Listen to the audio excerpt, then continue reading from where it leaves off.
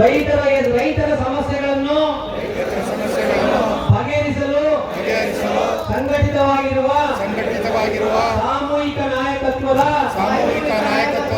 ರೈತ ಸಂಘ ಕರ್ನಾಟಕ ರಾಜ್ಯ ರೈತ ಸಂಘ ಹಾಗೂ ಹಸಿರು ಸೇನೆಗೆ ನನ್ನ ಎಲ್ಲ ಮತ್ತು ಕಾಲ ಮತ್ತು ಶ್ರಮವನ್ನು ವಹಿಸುತ್ತೇನೆ.